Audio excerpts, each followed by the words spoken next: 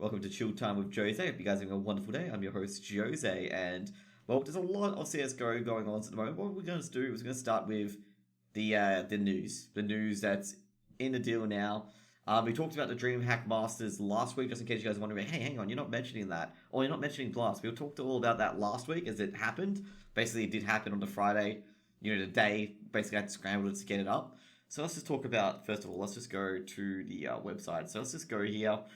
And basically, if you guys don't know, Zeus kicked off MRBR. Now he's locked in with talks with EG, Evil Geniuses.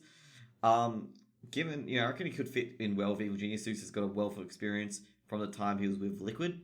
And, Brazilian superstar, he's played with Liquid before, so he definitely verses well in English.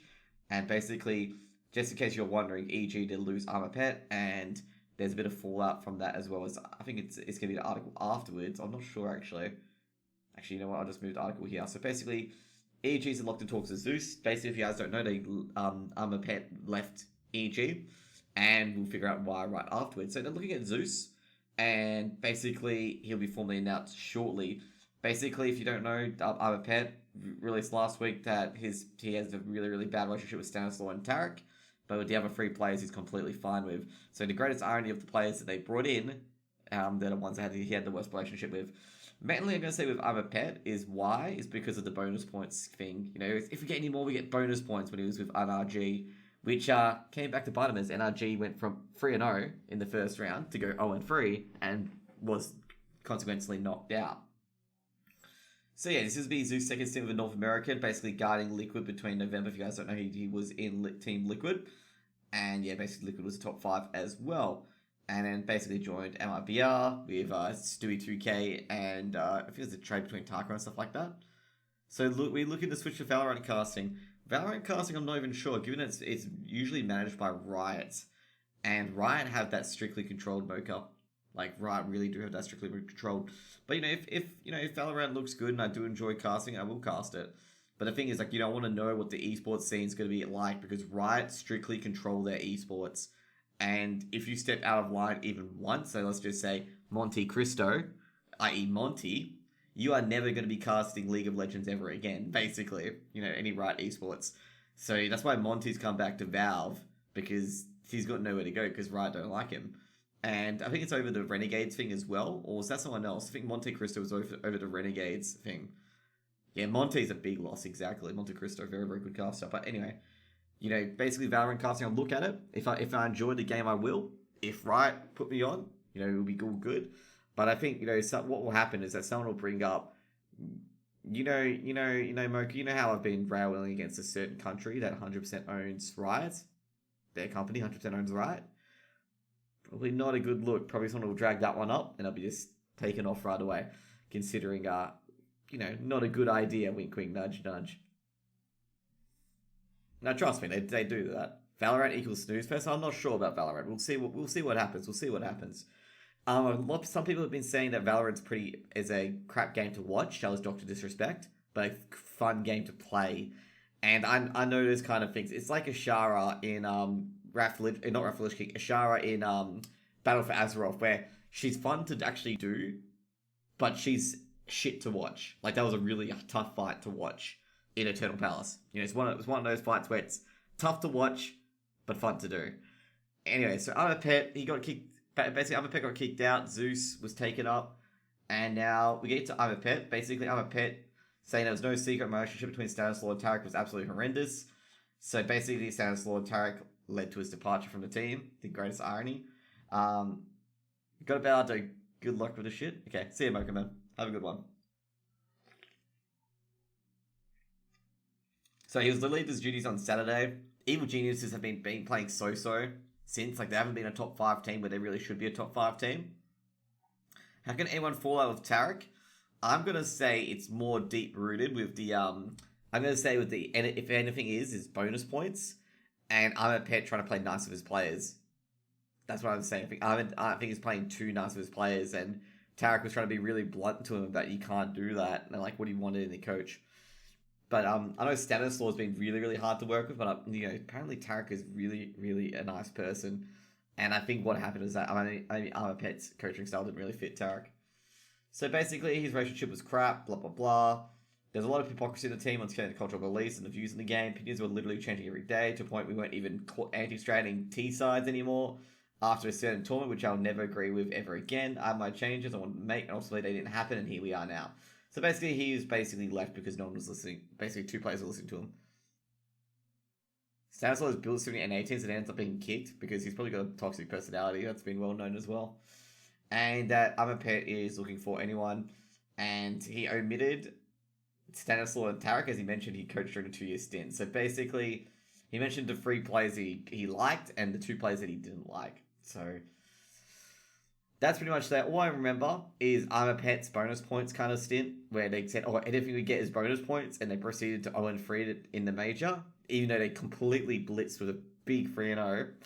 And that's what all I remember I'm a Pet by is all we get is bonus points, because Richard and Foreign literally went to town on him for that remark, saying that you never tell a team that if we get here it's all good. It's okay to be mediocre, because that doesn't help. That doesn't help whatsoever. And you guys got to know that as well. It's not. You can accept that you're mediocre, but if you're in the esports level and you want to push to be the top of the top, you can't accept being mediocre. It's like what Ninja said. Just a game is a weak mindset. Like that. You know how he said that. That's like kind of a pro scene on esports. It's a lot different. And even though it's been becoming such a meme, that kind of just a game is a weak mindset, it's actually very, very true in esports, exceptionally true in esports, and people got to understand that. And that's why I'm a Pet could have had his relationship breakdown with Tarek and Stanislaw, is because he kind of said that kind of remark about it being okay to be mediocre, which is not a good thing if you're 2 seconds. My camera's off again. Man, I never get lucky with this cam. Who cares? There we go. Much better. Much better. It's fixed now. But yeah, that's what happens, unfortunately. And, I'm a Pet, you have that mindset, and the players just disagree with once, and you guys have different opinions, and you can't get set strategy down. Sometimes it's generally the coach or the player to go, and I chose the coach with this one. So next up, we're going to be talking about ESL updates to clone qualification system due to the outbreak. So apparently what's happened is that they're going to be split into 2 divisions, and Jokoping is going to be a league basically worldwide. So basically with the DreamHack Masters, I have sent my resume and email to DreamHack again. I think they've already got my resume and stuff, and they've got my clips as well, because I sent it in previously to cast in the future. And I think they've, I got my name on their shortlist as well. So they've basically gone into different areas. Now, DreamHack Masters gone to, I think now it's different. With the Colonial Final 16, it's going to be 6 Europe, 2 North America. That's going to be 1 Oceania, 1 Asia, 3 North America, and 3 Europe for a play-in spot. Okay. So you're talking about Esportal. Do you think it's sort of smurfing? To be fair, I don't play Esportal because Esportal is a Swedish-only platform, and I'm from Australia, so I have no clue what it is. I think it's not smurfing as per se. I think it's more of an issue of the platform not having enough players. So Christopher asked, with Esportal, it's a different matchmaking website in Sweden, I believe, and he's talking about, there's a high rated players play against low ones, and he's wondering if it's smurfing or not. It's not smurfing. I think it's to do with the platform itself not having enough players, where the ELO system tries to match you up against any player to get a game going. Because some of these platforms, like Esportal, for example, where they don't have, many people to play with, and they want to make sure their platform scene is better than FaZe and ESEA, they want to get games in right away. And unfortunately, Esportal, they even can stop those players from winning the prize pool non-stop, or potentially not have a platform as well. So I think that might be a case of, rock in a hard place. Even though it does sound like smurfing, it probably isn't at the same time. It's like they're trying to keep the platform alive, basically because they're not FaceIt. FaceIt is probably one of the biggest platforms there is in Europe, Australia, and North America, then followed by ESEA. ESEA's got the league system on lock. Not Flashpoint. FaZe have got the Pug system on lock, and has FPLC as well and FPL. So talking about the ESL 1 Cologne, so basically gonna be 1 Oceania, 1 Asia, 3 North America, 3 Europe, and the Cologne's gonna be 6 Europe, 2 North America. That's gonna be for the direct invites. I'm not sure who's going to get direct invites yet for ESL1 Cologne. It's probably going to be like, Astralis, Team Liquid, all that jazz, and getting all those invites. The play-ins, Oceania, I'm going to say it's Renegades. Renegades will probably get that. If not, 100 Thieves will probably get one of these slots with the play-in, like 100%.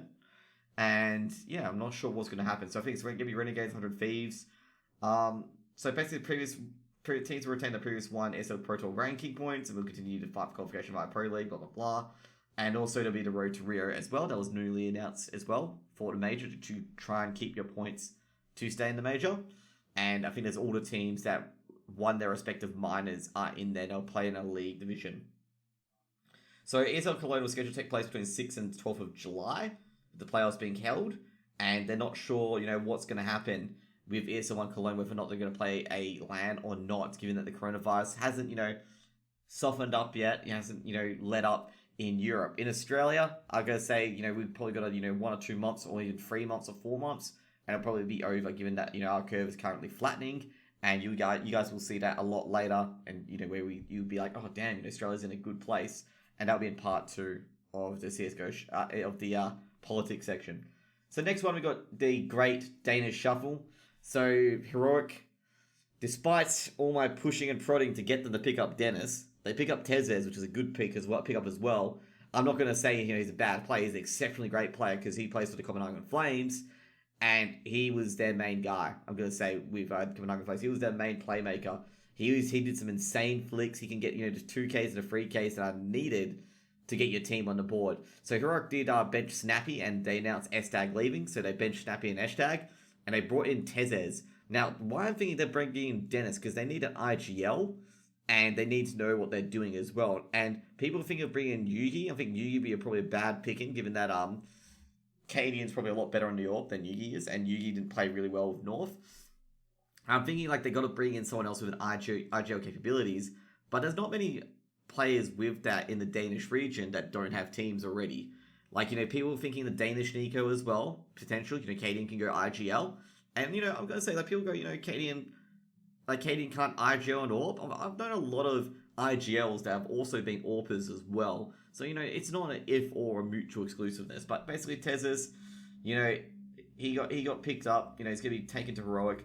Definitely a big move for him to join Heroic.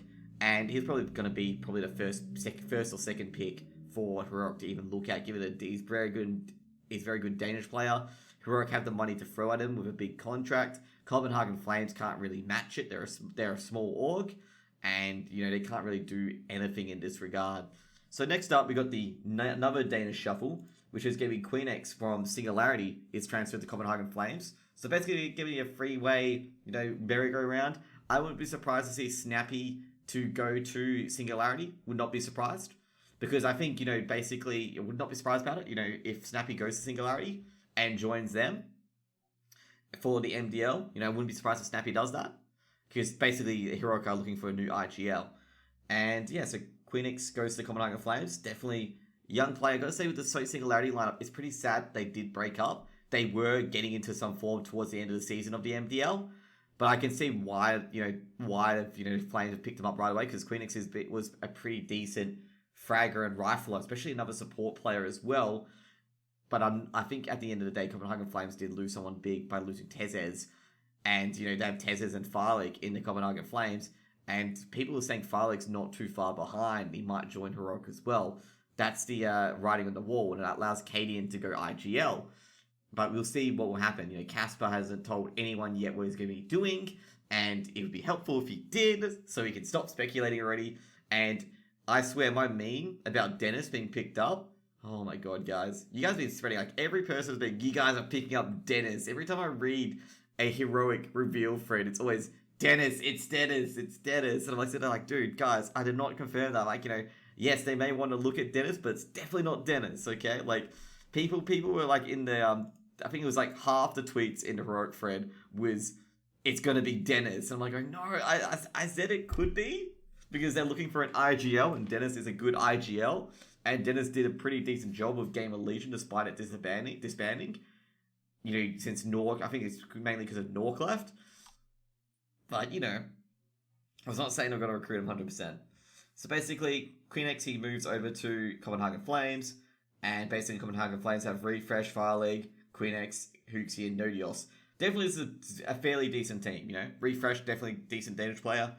And I'm going to say, probably the weakest player in there is Hooksy.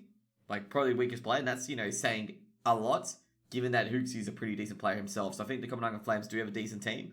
It's sad for the Flames, though, since they did surrender their advanced spot. They have an advanced spot for next season, but they surrendered all their games to try to get to MDL because they went and did Flashpoint, which I'm not sure whether that was a good idea or a bad idea. I think they won a lot more money being in Flashpoint than they would have if they won Advanced, for example.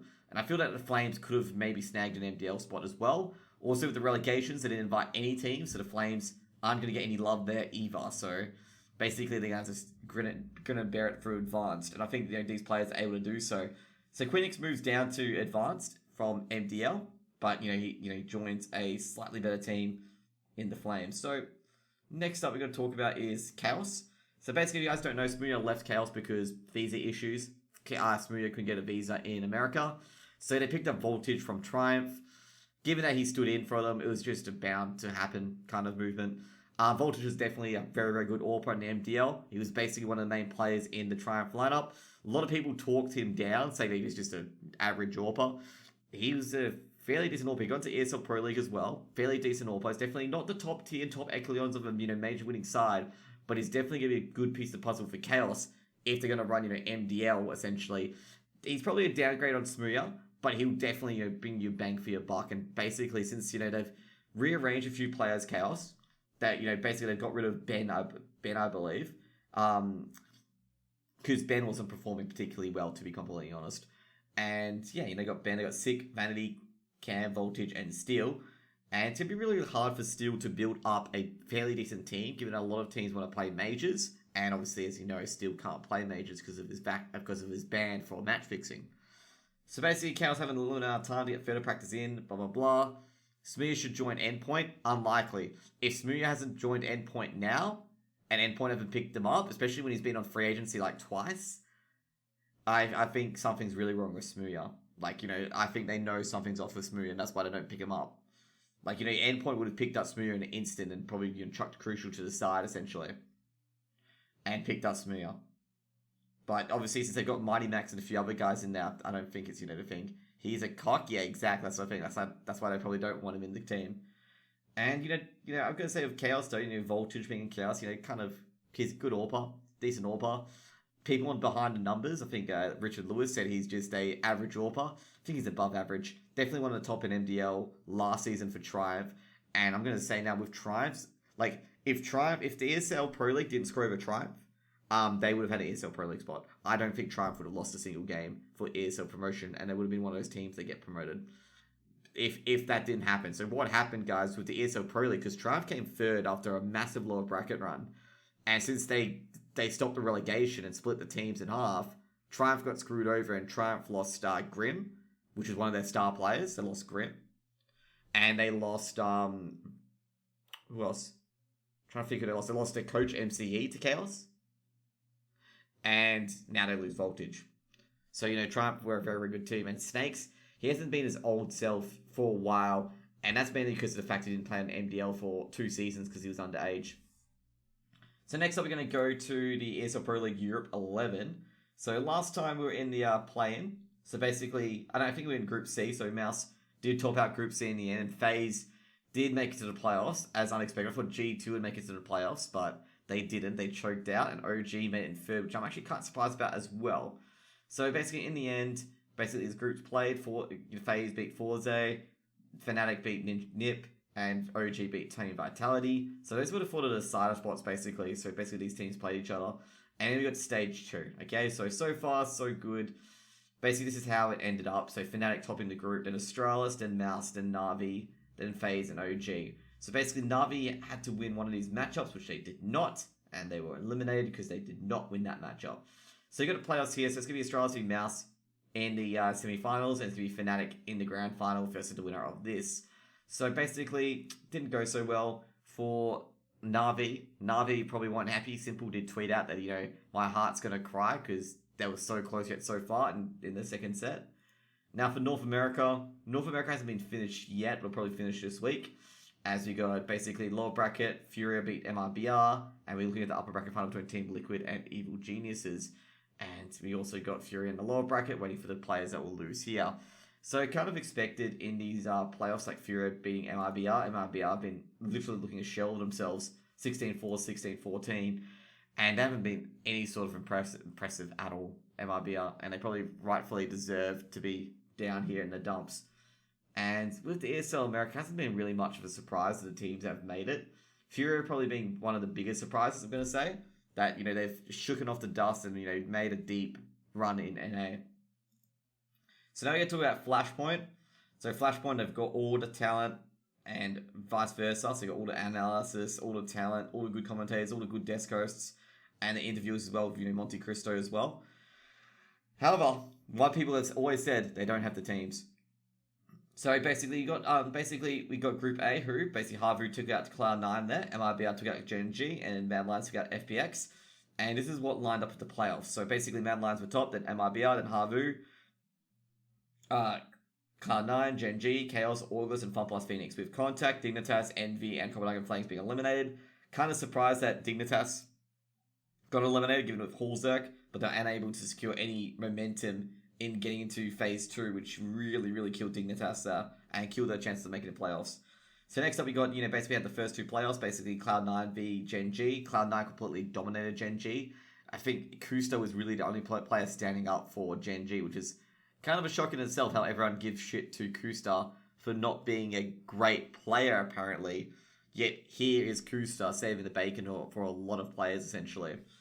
Mad Lions took down Fun Plus Phoenix 2-0, to be expected. Bad news bears, they just have no chance on Mad Lions, especially with Isilian in the IGL role rather than Hunden. Like, everyone goes, Hunden's a great IGL, he is, but he just didn't have any fragging capability compared to Isilian. And I think Hunden at the moment, not sure where he's going to go to. People want Hunden to go to Heroic. I don't see it happening. Heroic won't pick up Hunden, who's definitely ailing as he's getting older as well. And between Mad Lions and Cloud9, it's going to be Mad Lions. Cloud9, like at DreamHack, if Mad Lions played Cloud9, Mad Lions would have won 2-0. Like, that's what's going to happen here. Havu v Chaos, I reckon Havu are going to take this. Havu definitely had the player advantage over Steel's group. And I think Voltage, given that he'll be versing 4 AWPers rather than 1, given that all of Havu have AWPed before as well, I think Havu will probably win this 2-0. We have August versus MIBR. Given that MIBR is, go rocky up and down, I reckon August might take this one out. And basically August v Havu. Now I reckon what's going to happen is going to be Havu v Mad Lions in the upper bracket final. That's my opinion. G'day, Dark Joe. What's up, my dude? And I do agree with you, Levo. I do agree with you, man. So Flashpoint, there's been a bit of argy-bargy between Flashpoint and ESL still.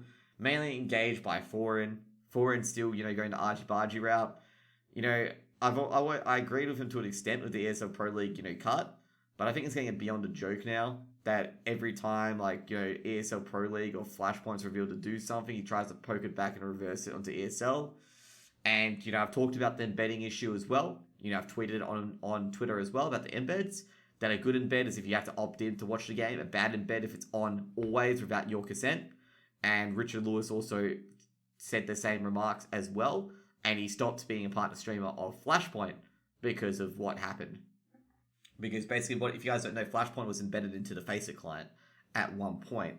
And people try to use that, ESL Pro League, go onto the ESA website, and that's embedded. And I don't think anyone uses the ESA website to play ESCA. I don't. But the only thing I use the ESA website for is for events, and that's it. Because the event IP, you have to go into the events page to get it. With anything else, with ESA and Mountain Dew, you don't. I have a Discord for it. I also have, HLTV and various other sites. And I think a lot of people who don't understand that ESCA's website, nobody uses that to play ESCA. Okay, everyone uses the platform. There's no games embedded to the platform on ESCA. So that point about, ESL embedding as well, they get probably 200 viewers max. Who sits there? I'm going to say to you guys, who sits there on the ESCA page? Can you recommend that I buy boxes? Dude, I don't do loot crates. I don't do any sort of gambling at all. I think with the loot crates and stuff like that, I'm not really interested in skins. I'm really interested in the gameplay itself. And I think you should know by now, unless you haven't watched me cast for a bit, that I don't like gambling in general. You know, it brings out the worst in some people. And recreational gaming's okay, but as long as you get addicted to it, I don't want to be happy about it. Bad Lions equals bad Cloud9. Yeah, that's my opinion as well. We're going to get to the next part, which is going to be, it's going to be Home Sweet Home.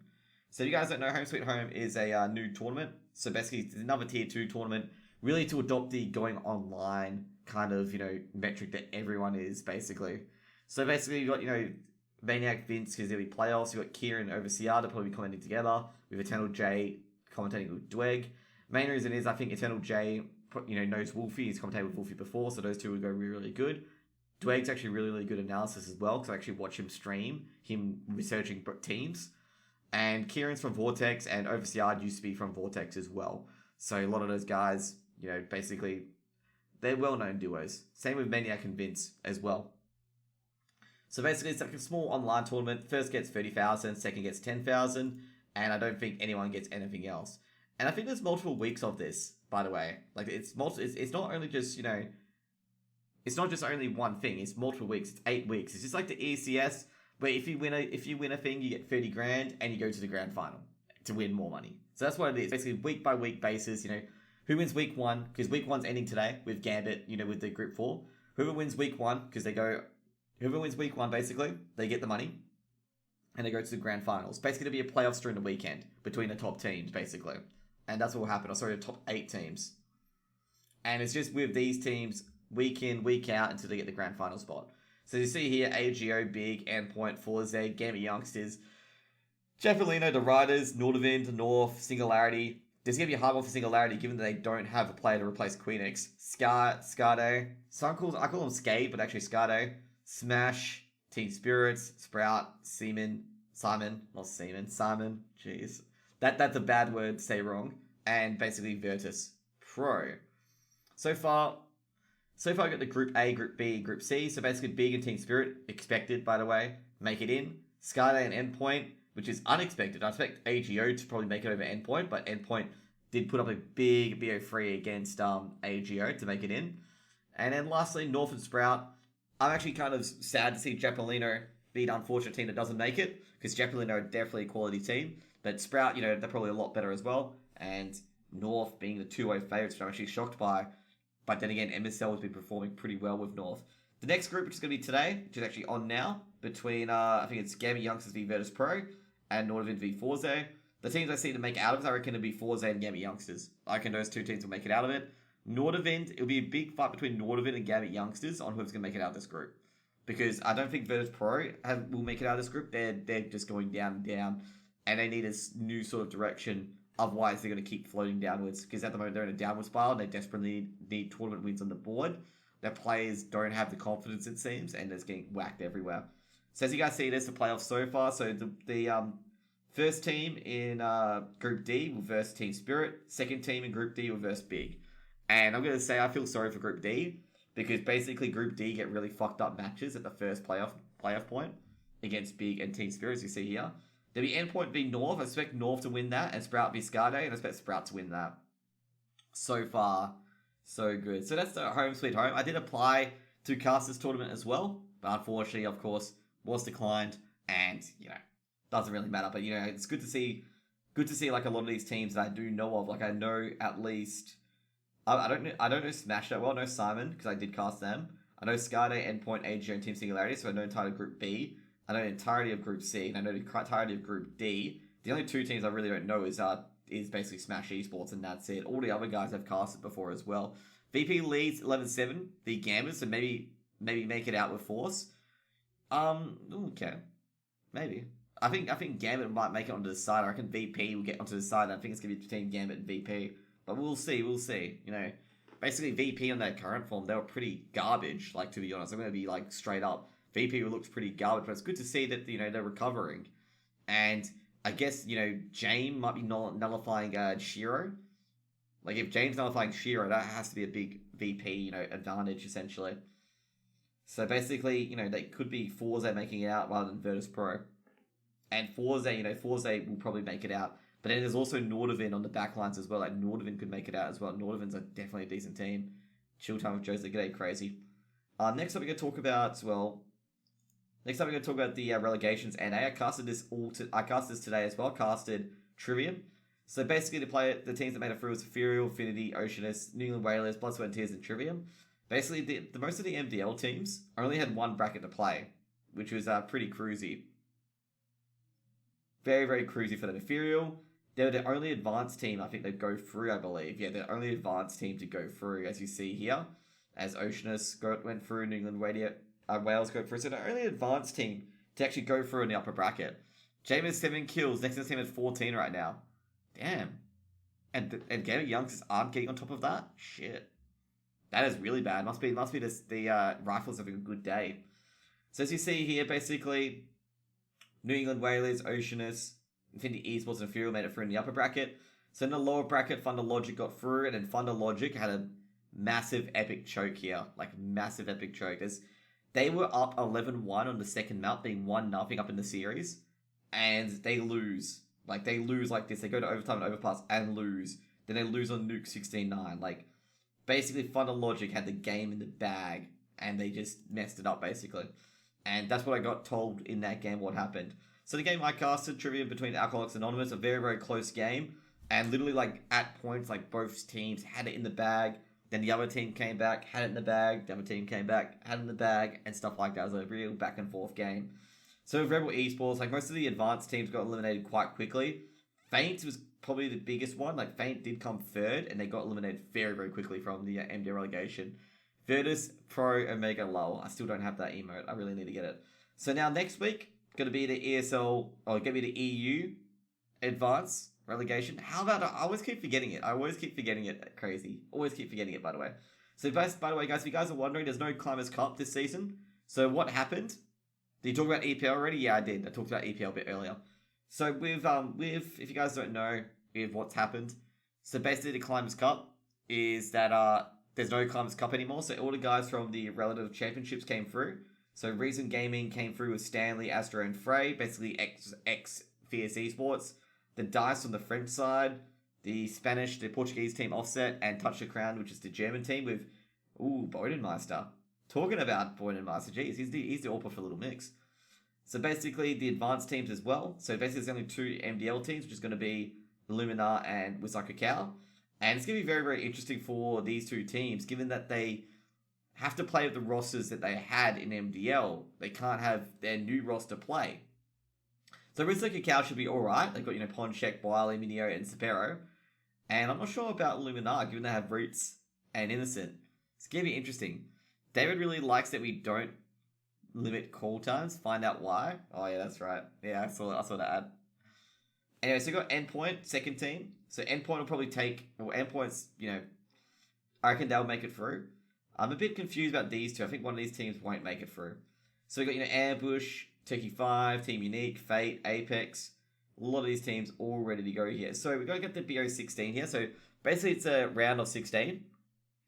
So basically they changed it from the old format where the MDL teams come into a second... that is a bra ad, actually. That's a really bra ad. They come into the second area, like the second round, the MDL teams. However, they've changed it to this format where the MDL teams versus the Climbers Cup teams. So Luminar takes on Reason Gaming, and Wizard Cacao takes on the Dice. And I reckon those 2 matches are going to be really, really one-sided. Turkey 5 take on Ambush, which is an interesting competition. Interesting BO3. Skade take on Fate. Touch the Crown take on Salamander. Endpoint take on Offset. I reckon Endpoint should easily win that. And Team Unique take on Vex Gaming. And I reckon, in this bracket, I reckon this will be Endpoint v Wizard Cacao. I wouldn't be surprised if Apex are able to get in here. But I think it would be basically Endpoint v Apex or Wizard Cacao. For up here, I think it'll be Turkey 5. They'll defeat Illuminar. I reckon the winner of Ambush and Turkey 5 will beat Illuminar. And the winner, or I think Skade. But then again, Fate have been really, really good as well. I think Fate or Skade will be the team that'll be in here fighting for the MDL spot. And I'm not sure who's going to make it to MDL. What I'm going to say is who's going to make it to MDL. I reckon Turkey 5 will make it back into MDL because they've been very, very good. Endpoint will make it an MDL. Wizard Cacao will sneak into MDL. And that's pretty much it. That's pretty much most of my guesses so far. The other teams are just really, really hard. I low-key have a crush on 2 Australian girls, more like you have more crush on all of them, okay? Because Australian girls are always so hot. And just face it, man. You know. And last but not least, we're going to talk about the EU Advanced. So in the EU Advanced, Alternate Attacks defeated Endpoint on Sunday, as you guys may have known, because I did cast it. On Monday. And they won quite convincingly, Alternate Attacks. They won very, very convincingly on map number 3. As I think we got to here, which was the grand final, and they won 3-0, even though Endpoint did have the default and Vertigo was not needed. And it was 16-13, 16-8, 16-10, and geez, that was quite a Monka S. Like I'm going to say, quite a Monka S. Basically, Endpoint just didn't look like they showed up at all in general. Like I'm going to be perfectly honest with that. There's just, I don't know who Berticus and Heian B are. Is that a bad thing? It probably is a bad thing. But, you know, Endpoint didn't look like they showed up, to be honest. They looked really, really, like, lethargic when they were playing against Alternate Attacks. And Alternate Attacks were just wrecking them. Alternate Attacks were playing, you know, similar play style, a bit better, I'm going to say. And they were just simply wrecking them out the park. And Endpoint really couldn't get a foothold into the game. One was a streamer, and other was a streamer and YouTuber. Okay, that's what I don't know. Anyways, guys, we're going to talk about one highlight, respectively, in the game of Endpoint v Alternate Attacks. So I've got it right here. So as you guys can see, I've got my video here. I'm going to maximize it. I'm going to talk about one particular point in here of this game. And 2 seconds. Is my VOD muted? Okay, no. Good. Got banana control. Very, very. Oh. So this is a good. So this is a good round from Alternate Attacks. I really want to highlight like certain spots of this, you know, clip. So what's just execute coming in here from Alternate Attacks? Close. Crazy. He's peeking through. Smoke's being thrown down. No, smoke thrown by Crazy. Surreal's gonna be careful here. They've got the Krieg. Mighty Max heard the Molotov. Did he spot Steven here? He did spot Steven at default. And he's been hit. Mighty Max to the wall bank. Flashbang goes out. Actually hit by Crucial. Surreal takes down Steven. Steven playing Tilly winks around him. Slack's good for another. Skrunk's got arch control. Skrunk can knock down the other B players rotating. And he does. Takes down Robin. He might call for a B hit. And he is going to call for a B hit. Surreal. So as you see here, like basically, like if you saw mid-round, like you'll see the change on the mini-map. So here, so basically before you even get onto Skrunk, so watch the mini-map here. Surreal takes down Steven. So watch the thing here, okay? Watch this mini-map here. So they start, so basically Skrunk's already lurked in here already. And at this moment, like at that moment, they've called a B hit. Like you see that bomb move from Arch. And that was such a really good kill, given that Surreal was on the A side. As the bomb's going straight to the B site, and Crazy, he's being heard, he's being stalked. Slack's planting at Fountain, and now it's up to Surreal with the Krieg. So I'm gonna say this, by the way, guys. So in the end, Alternate Attacks wins that round, and there's a lot of crucial moments on why Alternate Attacks win that round, and the big one is definitely rotating to B. Like both B defenders were stopped. Skrunk getting a very, very important kill at CT as well. So as you can see here, basically, Surreal's just realized, hang on, we just lost all our defenders on B as Skrunk takes down Robin there. As you see, Robin's on the ground. Skrunk's getting his knife out, calling for a B hit. But also, you got to check out before here. So basically, I think it's Indeed. I'm trying to figure out who's there. I think it's basically when Thomas goes down at Library. So when we get to Skrunk, Thomas has just dropped at Library to Slacks. And this is when they call for the B hit. Because they know the rotator's coming around, given that Slacks is taking down Thomas at Library. So basically what happens is that Skrunk looking for the player, like Skrunk's already looking for the B rotate. Thinking the player rotating towards B will get CT and not sneaking. And in the end, you know, he takes down takes down Robin in the end. And that's when they call for a rotate, because they know where Mighty Max is. Because Mighty Max was spotted by Stefan, because Stefan was traded out by Mighty Max. And they know where Surreal is, because Surreal traded out Stefan, so they know right away that they can go to B side. So if you can see there, like basically Slacks move straight to B side, because they know where Mighty Max is, he's on A, and they know where Surreal is, which one's on A, and they're still on the site, because Crazy's keeping it in lock and key. And then they rotate over. And that's, you know, how that round works, and that's how that round is won, and the information that these two players have essentially. So to have all this information to know to just go to the B side, that was a very, very good audible call. Even though they had the player advantage of 4v2, to go to the safer side of B and win the round, basically. I feel like stuff that always happens to VP as of lately, well, VP haven't played particularly well, to be kind of honest. Like, if you're going to talk about VP v Gambit, who VP are now down 13-11, VP haven't played well. Like, they've played pretty bog average. Like, they haven't played very well against a lot of teams. Like, when they versus the top teams, they get completely slaughtered. And, yeah. I have a feeling that Forze will win that tournament, not going to lie. Me too, you know. There's, like, a few teams that can upset Forze, like, you know, Nordovin and a few other guys like that. But, you know, it's probably Forze's tournament to win that one. Like, you know, it probably will be Forze winning that tournament. And 2 seconds, gotta go check a few things to make sure nothing else is missed. Nothing else is missed so far, so that's good to see. And, you know, that's pretty much going to be it for Chilltime with Jose for the CSGO section. Anyone got any, you know, things they want to know or anything like that about CSGO section, about anything I may have forgotten? I don't think I've forgotten anything that's happened this week. I'm trying to think if I've missed anything that happened this week. Got to root for German boys and big. I reckon Sprout is going to be another one as well. Sprout's going to be another team that's going to be really, really big as well. Is that Sprout have been playing crazy good as of late. Like, I think they defeated Big in the BO1 as well. And I think Sprout could win in the BO3 against Big as well. Because Sprout, I'm going to say D-Heart and Oscar have been great additions for Sprout. Like, great additions.